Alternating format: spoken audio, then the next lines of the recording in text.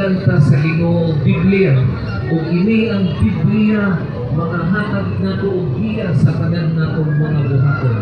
Mga igsoon, ang tali ko ninyo panahon nga mag-share sa pulong sa Ginoo ang iyang gugma na nakasulat sa Biblia. Mga igsoon, gusto na ko i-share ang pulong sa Ginoo tungod kay dili man ni gikan kanako, gikan man ni sa Ginoo. Ug pasabot nga na ang Ginoo nakikistorya kanako. Ug usa kung gusto nimo Panginoon, pagkay di kayo ang imong kasing-kasing karon nga maminaw sa iyang pulong. Dito balikom nako, dili ni gikan kanako, gikan kini sa Ginoo. Ug nag-ingon ang Ginoo kanako sa Gipadayag 22 verse 12 hangtod sa 21. Tigsuan atong paistoryahon na siya. Kabalo ka mo nga ang Ginoo makikistorya ka na to? Brad, kano saan ang istorya ang Ginoo mga igsoon? Kugay nga panahon na sulat ang Biblia, pinaagi sa mga propeta. Iya kining gihatag sa ato aron na atong makinabuhi ining katapusan ng mga adlaw. Ug kami di ay igsoon, gusto na ko kay balon kamo nga kami ang katapusan magsasangyaw ining katapusan ng mga adlaw. Ug kami gikan kami sa Busan kaging Oro City aron i-share namo ang pulong sa Ginoo. Ug hinaot unta dawaton ninyo ang mensahe sa Ginoo. Ug nag-ingon siya sa Gipadayag 22 bersikulo 12 hangtod 21.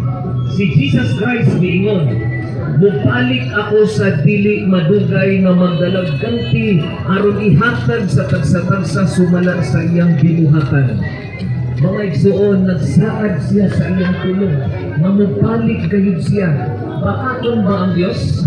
Bakakon ba ang Ginoo nga nagsulat niya sa Biblia? Dili igsoon. Bali ko ng istorya.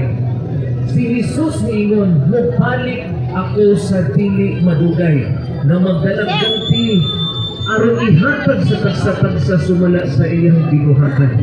Ako ang Alpha ug ang Omega, ang una ug ang ulahi, ang sinugdanan ug ang katapusan." In verse 14, "Bulahan katong naglaba sa iyang biski aron sila hatagan sa katungod sa pagkaon sa bunga sa kahoy na naghatag sa kinabuhi ug pagsulod sa mangganggaan sa siyudad." Ingon daw ang Ginoo mga igsoon, mubalik gayud siya ug magdalag ganti kanato. Pusa igsoon, kung mubalik ang Ginoo, nag-ingon siya sa verse 14, "Bulahan daw katong naglaba sa iyang biski aron sila hatagan og katungod sa pagkaon sa bunga." Kung sa iyong pasabot sa Ginoo niini, bulahan daw katong naglaba ka sa iyong biski. Kining atong mga sinutan diri sa kalibutan igsoon, kining atong gisulod si Nina, Japit, dili kay mao ang sulod nato mga igsoon pag-abot nato sa langit. Tungod kay kini pisikal na sinuluban nako, kabalo ba mga igsoon na aduna tay espiritual na suot ug nag-ingon ang Ginoo mao kini ang atong mga binuhatan. Diri sa kalibutan wala kay gidala. Karon masayod mo samtang ikaw ay kaniya kung gipanganak ka sa imong ginikanan, wala kay joy dala.